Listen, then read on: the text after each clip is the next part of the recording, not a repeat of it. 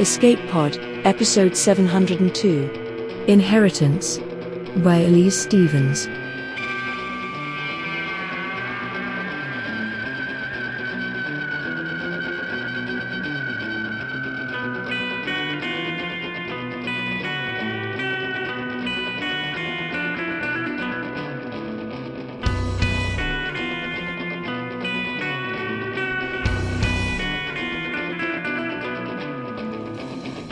Hello, and welcome to Escape Pod, your weekly science fiction podcast.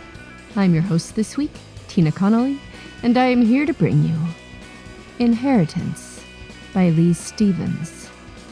This story is original to Escape Pod. Elise Stevens was raised on a steady diet of fairy tales and Disney musicals. Early involvement in the theater left her with a taste for dramatic, high-stakes adventure, while frequent international travel gave her an awe and respect for foreign cultures. Her work explores themes of beauty within imperfection and finding purpose after a great loss. She graduated with a creative writing degree from the University of Washington, where she was awarded the Eugene Van Buren Prize for Fiction.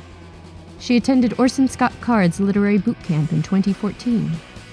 She has 3 published novels, and her short fiction appears or is forthcoming in Writers of the Future Volume 35, and Stupefying Stories.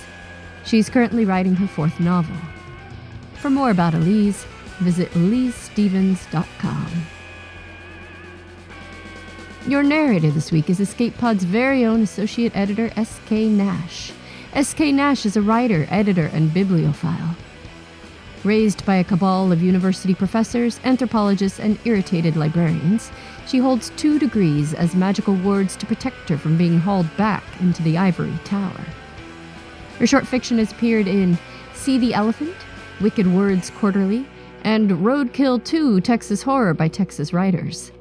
Her nonfiction appears at horror-writers.com and buzzymag.com. She lives in Texas with a mad scientist and a peaceful contingent of cats and dogs. And also thanks to the audio producer for this week's episode, Adam Perrott. This story has a content warning for dealing with miscarriage. So get ready to take on some new memories, because it's story time. Inheritance by Elise Stevens. Narrated by S.K. Nash.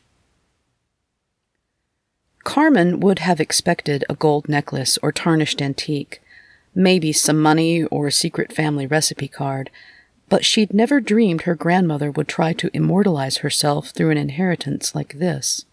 The attorney was holding a velvet-covered box in his open palms as he explained. Maria Elena had these memory grafts discreetly extracted prior to her death. She chose not to inform the family beforehand. I believe she felt her memories could safely be left to the care of the 3rd generation, that is, the 3 of you. Carmen was relieved to see that both her siblings were likewise surprised by the news. Mr. Hoffman tapped the box with his thumbs.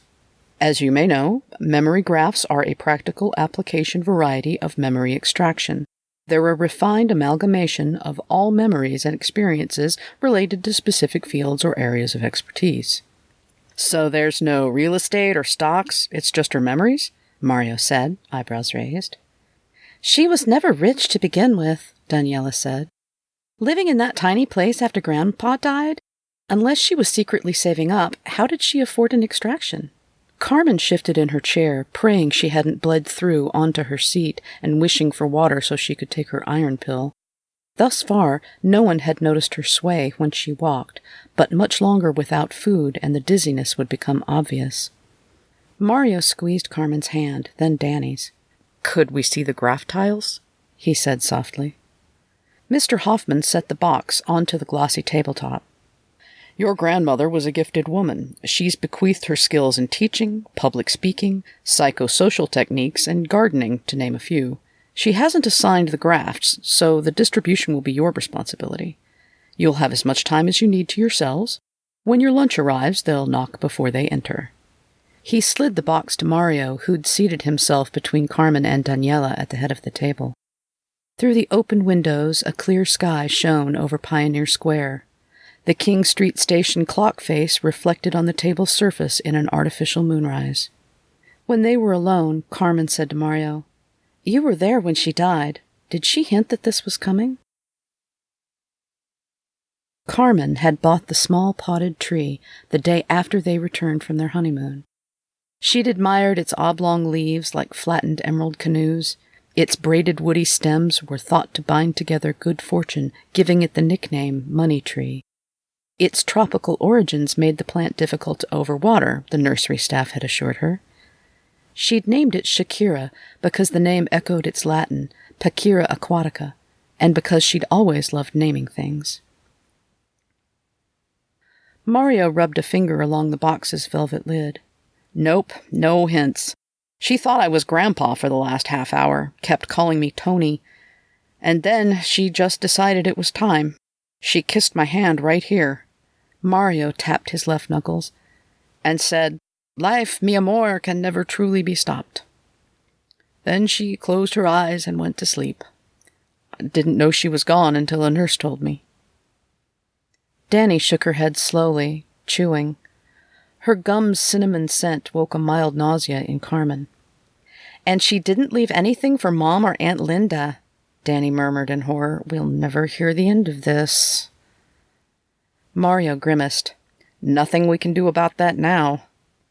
"Let's see what's inside," Danny said. "We don't have to freak out. It's just Grandma." Mario nodded and opened the lid. His fingers trembled at first, but grew steadier as he laid the tiles out. Carmen thought over the media coverage she'd seen of memory grafts. Several renowned business and thought leaders had undergone extractions prior to their passing and sold their skill sets via auction.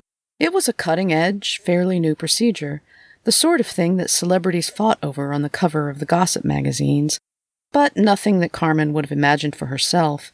And why not be practical and just leave them money? Danny squealed, gripping Mario's shoulder. "Her conversation skills! She was so witty, and that one's her dance moves." "She was supposedly quite the catch when Grandpa met her," Mario said. Carmen tried to imagine Grandma Lena dancing the merengue, hips swaying, black hair in a smooth coil, but she couldn't reconcile it with the woman she'd known, who'd barked as often as she laughed and wielded a tongue as sharp as a stiletto heel. The lunch arrived, and Carmen tore into her steak and kale salad. Her head cleared slightly. "I met one of her old students during our Argentina trip," Mario said, wiping sandwich crumbs from his mouth. "He said Grandma was super strict, but hilarious, too." Mario picked up the tile etched with classroom experience, then glanced at Carmen. "Danny and I have our first picks. Your turn." It was like a game of dominoes. The tiles were even shaped like them, and weren't the pieces sometimes called bones in dominoes? Carmen shuddered. She ignored Mario's stare and watched Danny reapply her tomato-red lipstick. Finally, she said, "Doesn't matter to me. This is weird and kind of creepy. Pick whatever you want. I'll take what's left." Before. The word was quarantined now, set behind glass, an innocent, luminous ideal. Before the blood, before the snot choking her throat, before the ultrasounds without a heartbeat, before when she and Richard went to IKEA and picked out decorations, a round green and yellow rug, adhesive wall art with vines and monkeys, colorful, tasteful, fluent in the language of hope. Richard wouldn't buy any of the cribs. He had reasons why each wasn't good enough. Carmen never thought to ask him why. Mario had his lecture face on. "It's all we have from her, Carmen." He touched her arm gently. "There's really nothing you want?" She pulled away. "I don't have the same warm fuzzies as you. Grandma and I argued more than we talked." "You are too much alike," Carmen's mother had always said. What Carmen remembered was being criticized for the way she dressed and constantly being told to speak up. Later, she discovered her grandmother had been going deaf and hiding it. "But you grew out of that," Mario insisted. Carmen shrugged. She was the awkward middle child, neither the smart, responsible Mario nor the chubby, adorable baby Daniela. Some parts of childhood stayed frozen. Danny was fingering a third tile. Carmen said, "The graft transfers are permanent, and I'm not ready for that, so pick whatever you want." They left half an hour later. Mario chose Grandma Lena's skills in teaching and public speaking. He'd employ them on his path toward a PhD in mathematics, where he currently struggled to keep his students awake during class. "I might even learn to speak math in a way that they care about," he'd half-joked. Danny chose Lena's psychosocial repertoire as well as her mastery of salsa and merengue. "Got a good feeling about my next date," she'd said with a wink. Her current quest for a mate amongst the online dating world was well known within the family. Carmen gathered the 2 remaining tiles labeled cooking and gardening. The latter was laughably appropriate, as she had just her little tree, Shakira, as the sole houseplant she'd yet to kill in all 3 years of her marriage. Everything else had died in under 6 months. Mr. Hoffman gave them contact information for the transfer center where Lena had banked her memory graphs. They could schedule the transfer at their leisure, all expenses covered. Carmen wanted her siblings to leave first to let her stagger out with dignity, but Mario was waiting for her. She rose slowly. It should have been slow enough, but black dots swarmed her vision. She tried to straighten, but the tunnel constricted until she finally knelt to avoid fainting. "Carmen!" Mario was gripping her elbow, kneeling to peer at her face, checking her forehead with the back of his hand, just like their mother. "Low iron," she mumbled, clutching at him. "The anemia makes me lightheaded." "When did—" Mario paused as realization dawned. "Were you—" She looked down, tears blurring her vision. "We miscarried again. 3 days ago. Blood loss got me into the ER. His hand tightened around her arm. "Oh, God, not again," he added hoarsely. "Lo siento." Carmen's throat closed. She forced it open with a cough. "I don't want to talk about it. We're here for Grandma today, not me." "We should have rescheduled. You're not well." "And I won't be for a long time." She met his eyes, tried to smooth her face, and managed a gentle tone despite the bitterness in her throat. "Life stops for no one, okay?" "At least lean on my arm while I walk you to your car." "Fine. Thank you." Sometimes, late at night, Carmen stood in the spare room and sang lullabies, rocking side to side with her arms around herself. She'd planned to sing lullabies here, so she did, if only to fill her own ears with a semblance of peace. Mario and Danny must have made next-day appointments because Carmen received a group text from Danny just 2 days after meeting with Hoffman. Carmen was lying on the sofa, feet elevated, staring at her money tree beside the dark television screen while Richard washed the dinner dishes, when the text message chimed. Danny. "Grandma inheritance update. Something happened when I got out of the shower today." Mario. "Wait, is this a TMI text?" Danny. "I was picking out my clothes and I heard this voice in my head saying, 'You're beautiful.'" Mario. "Creepy." Danny. "If you were a woman, you'd be smiling with me instead of getting your snark on. Anyway, I started to believe it because it was in my head, like I was talking to myself, you know?" Mario. "Well, since I'm not a woman, no." Danny. "Light bulb. It's her confidence, not her fashion sense that I needed. I can wear sweats and still look like a queen." Mario. "Sounds positive, but please don't come to my dissertation defense in sweats." Danny. "It is positive, and shush you. I'm reveling in my natural beauty right now. So, I closed my online dating profile because I want some space, but I feel like men are already looking at me differently. Is that weird?" Mario. "Absolutely, but maybe it's good too. Now my turn." Danny. "I promise to listen much more politely than you just did." Tongue face emoji. Carmen left her phone on the couch and went to the bathroom to brush her teeth. A minute later, Richard appeared.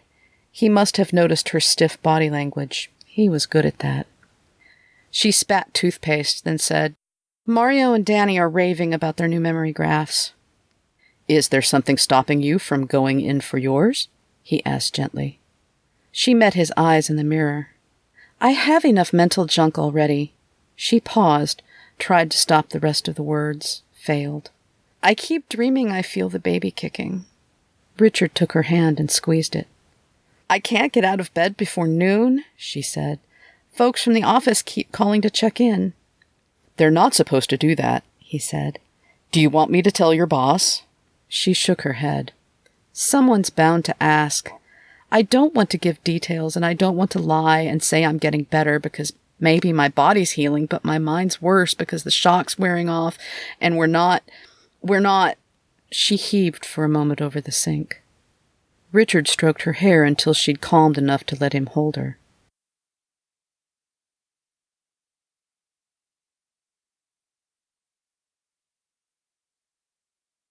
She watched him remove his glasses and wipe the lenses on his shirt tail. Carmen silently chided herself for believing her husband couldn't have felt the same depths of loss simply because he didn't share the twinges and cramps and nights of blood. Softly, he said, Don't you think something good could come from a memory graft, even just as something else to focus on? She shook her head. I don't want her memories crowding me. I want to be alone.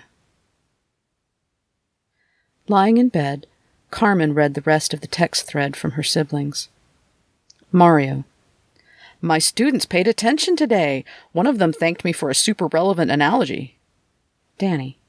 Nice. Mario. But here's the freaky part. I have memories of former students who help me relate to my current ones, but I've never met those former students. Danny. Wait, what? Mario. I know. They must be from Grandma's classes. But suddenly I know them well. Danny. Whoa. Honestly, though, I'm waiting for the other shoe to drop. Mario. Yeah, she was a fabulous, talented lady, and sometimes scary as hell. Danny. Right? Mario. Hey, Carmen, you out there? Are you a domestic goddess of the hearth and garden yet? Danny. Maybe she's asleep. Carmen turned off her phone. After losing the pregnancy for the second time around and entering another season of blood and drugs, Carmen would lay on the couch after victoriously dragging herself out of bed. She'd stare at Shakira, feeling the tree's silent accusations of neglect. One morning, when Carmen rose to get a glass of water, she pushed Shakira into a shaded corner of the living room. As her final stroke of malice against the plant, she shoved the blue plastic watering can under her side of the bed. Carmen found herself outside, walking hard and fast, silent earbuds inserted for conversation prevention. An hour later, she halted in front of a small medical building on an elm-lined street, the transfer center. She recognized the picture from the business card.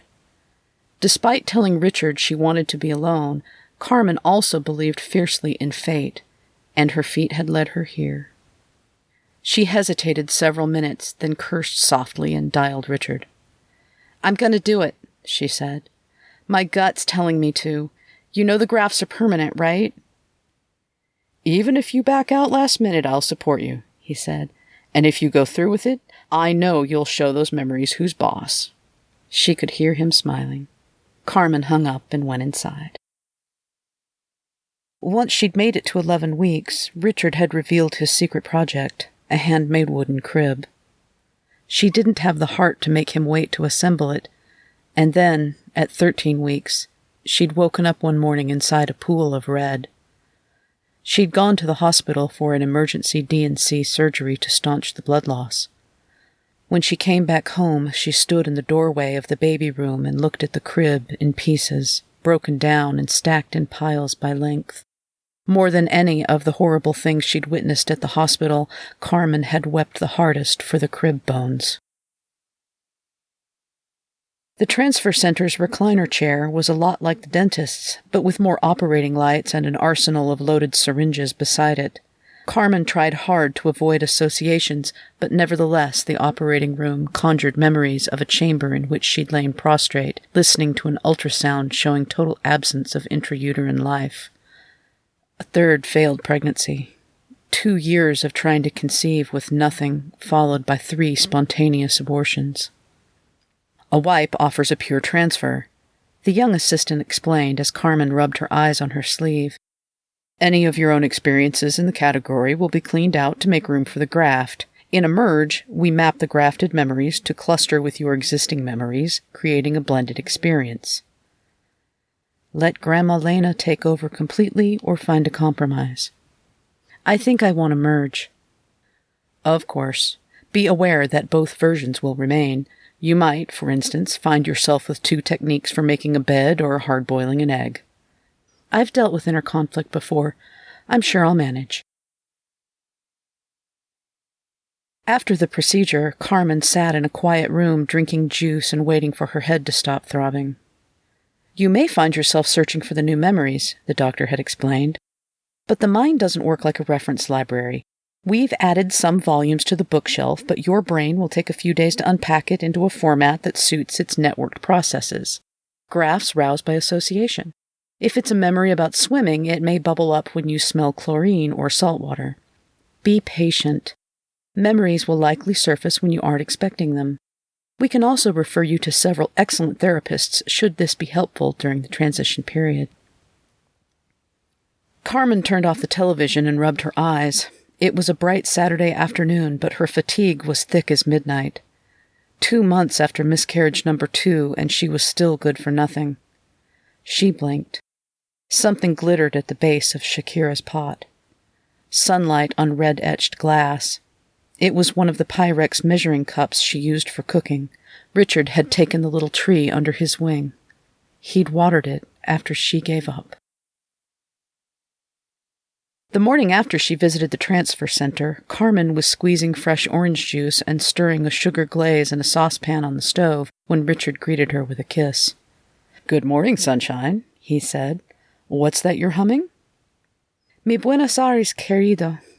She blinked, then giggled nervously.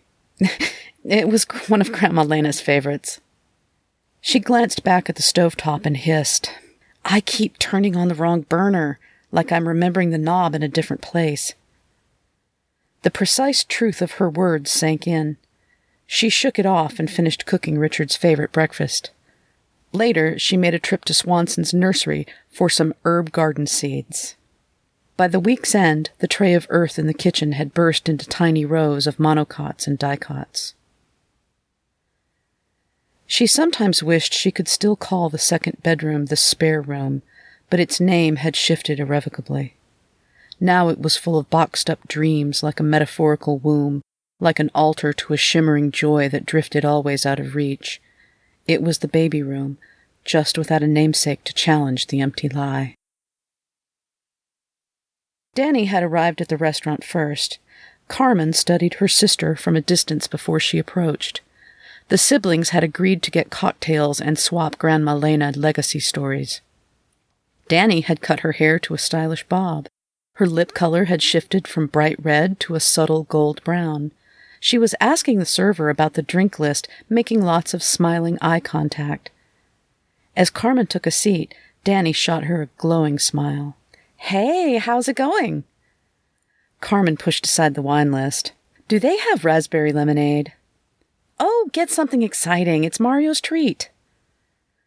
Carmen perused the cocktails, fighting bitter reminders that if she were pregnant, she could resist ordering alcohol with blithe authority. Despite Danny being younger, she still often managed to push Carmen around. Carmen finally ordered a lemon drop, then continued observing her sister. Danny was more confident, less self-aware. They were discussing how their mother and aunt were slowly making peace with Lena's inheritance when Mario appeared. He wore red-framed eyeglasses and had replaced his worn beige blazer with a sharp-fitted one in charcoal gray. As he took his seat, Danny winked at him. "Looking good, my man." Mario smiled apologetically. "I went shopping to start looking like the teacher I want to be." He dragged a hand down his face. Dime la verdad, is it too much? Danny gave a soft cat call and he blushed. You look very nice, Carmen assured him. Is the look fiancé approved? He nodded, blushing harder. Carmen said, Considering some of Grandma Lena's truly outrageous get-ups, you should be grateful. Well, yes, but the jury's still out. Mario plunked his phone under the table. A student posted this online. He secretly recorded it yesterday. In the video, Mario was strutting in front of a blackboard, wearing a canary yellow tie.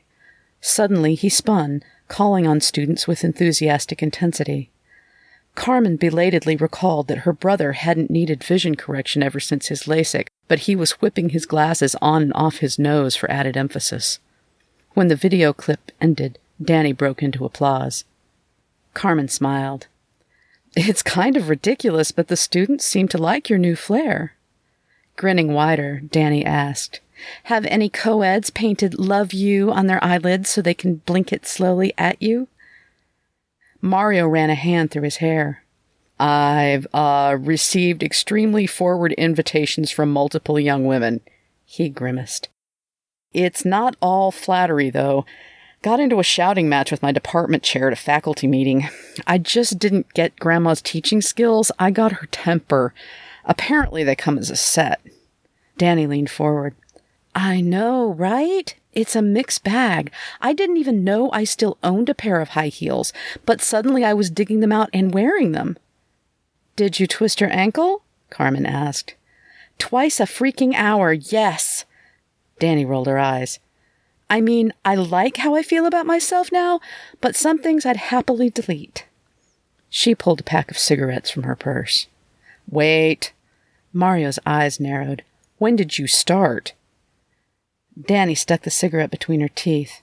I didn't. She did this her whole adult life. I'm just picking it up.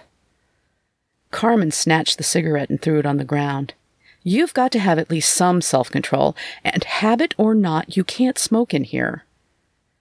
When Danny arched an eyebrow in challenge, Carmen's skin prickled. She could still see Grandma Lena doing that. Okay, Mario said, redirecting. Yeah, there's positive outcomes, but there's also side effects, like any drug, though I'd say Grandma is more complex than pharmaceuticals. Danny snorted as she bent to retrieve the cigarette. Mario said, I'm a little haunted knowing that every time I say yes to part of her, I'm saying no to my own version. After an awkward pause, he poked Carmen's arm. What's it been like for you? She shrugged. Well, I've started bringing home orphaned plants and repotting them. I offer unsolicited gardening advice to strangers. After I cooked Richard his favorite breakfast 5 days in a row, he finally told me that his favorite was still bacon, eggs, and English muffin, not the media lunas and coffee with orange juice that I'd been serving.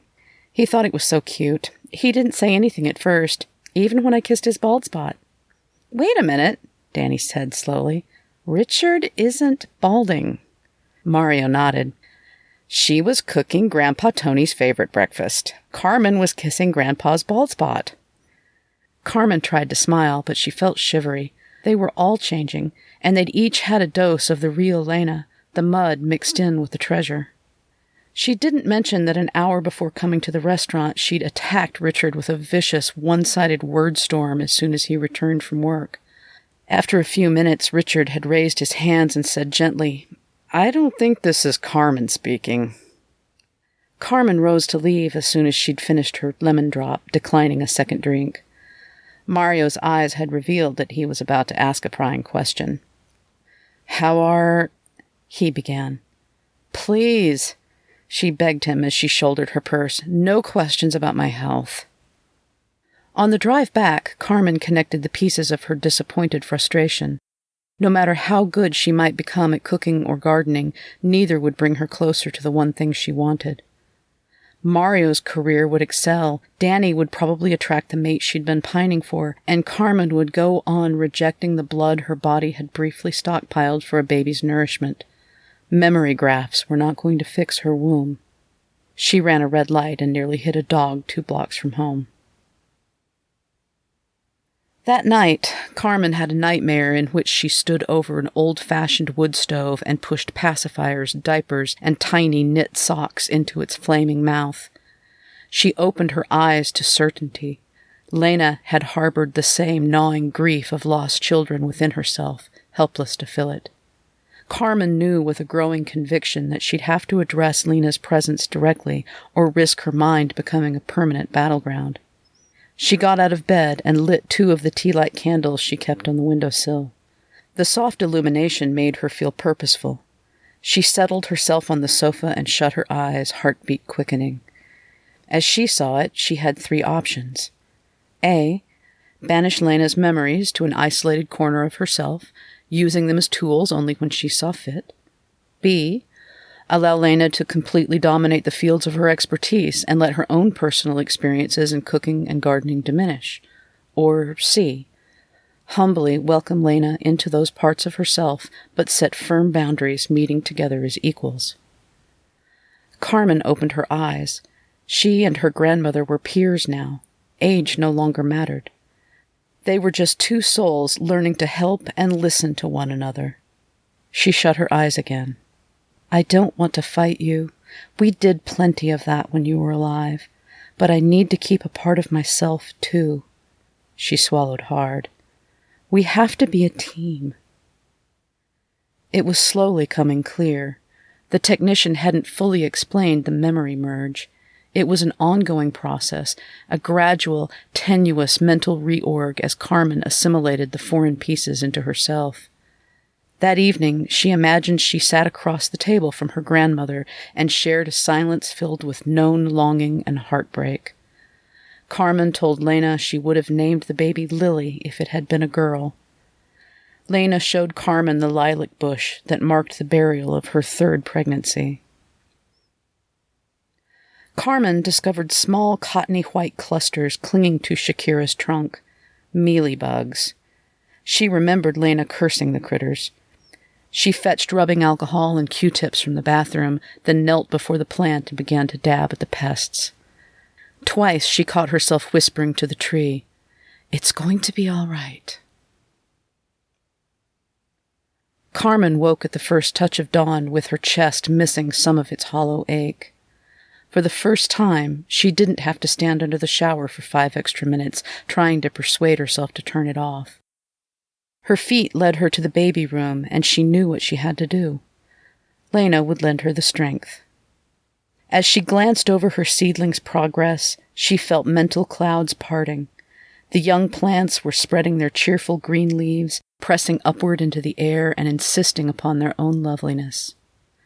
She returned to the baby room a little braver. She wiped her nose, pulled a flattened cardboard box from the closet, and assembled it with strapping tape.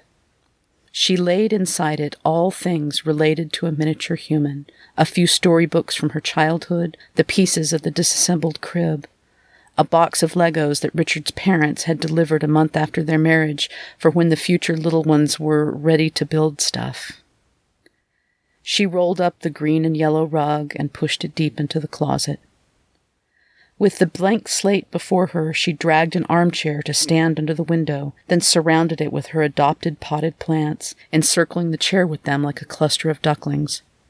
Carmen hurried to the kitchen to pop the Medialunas into the oven, then brought in her money tree as the final touch.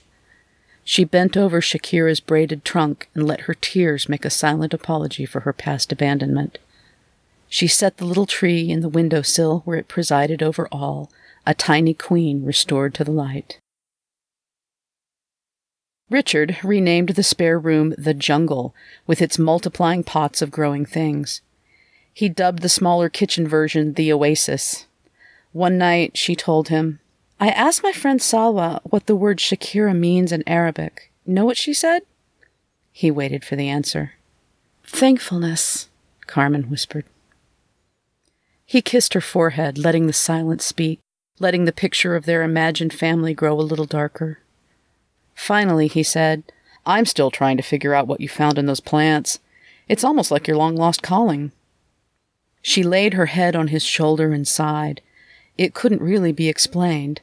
She knew herself as both a garden and a grave now, The vitality of the plants had called to her as they exploded from seed to sprout to leafy stalk, then budded and bloomed, offering fragrance or fruit, but always offering something that expanded into the future. She finally said, "Because life, mi amor, can never truly be stopped."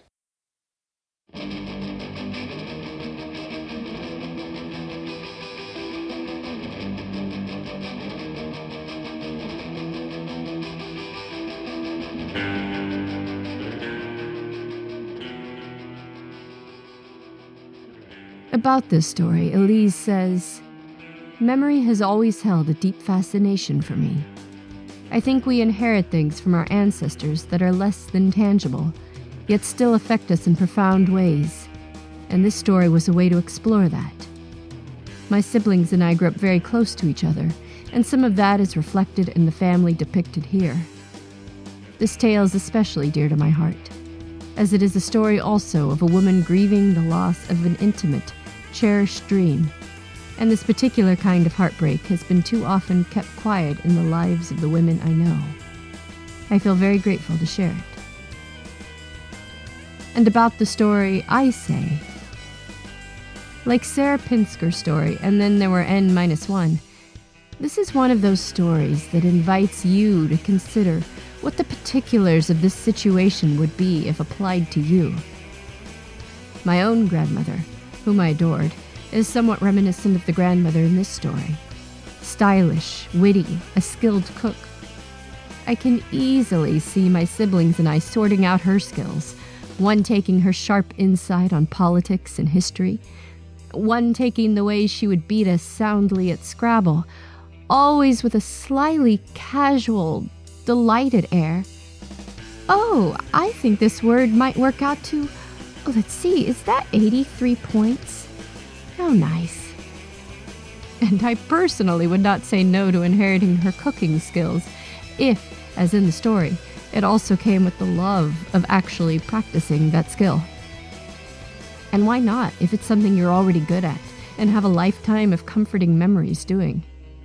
I mean, I would probably suddenly love cooking then, and my siblings would love that I could make them all the birthday dishes she used to make, the teriyaki chicken and chocolate mousse and baked Alaska. Well, I mean, that last one I can already make, it's pretty easy. At any rate, I really like that Elise's story showed the pluses and minuses of such an inheritance. I think it would be too easy to show a one-sided version of the story. Perhaps a cautionary tale where everyone says, "Yay!" and then the memories devour them. Or the heartwarming reverse.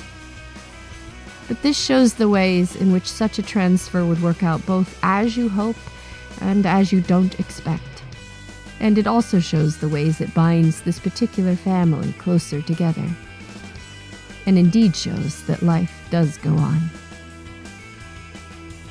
Escape Pod is a production of Escape Artists Inc. and is brought to you with a Creative Commons Attribution Non-Commercial No Derivatives license. Don't change it, don't sell it. Please go forth and share it. How do you share it, you ask? In addition to your social media of your choice, consider rating and or reviewing us on podcast listening sites, such as Apple Podcasts or Spotify. More reviews makes for more discoverability, makes for more Escape Pod for you. There are no downsides here. Escape Pod relies on the generous donations of listeners exactly like you. So if you enjoyed your story this week, then consider going to escapepod.org or patreon.com/EAPodcasts and casting your vote for more stories that show the braiding of lives like a money tree. Our opening and closing music is by Daikaiju at daikaiju.org, and our closing quotation this week is a simple one from Maya Angelou, who said, "I sustain myself with the love of family." Thanks for listening, and have fun.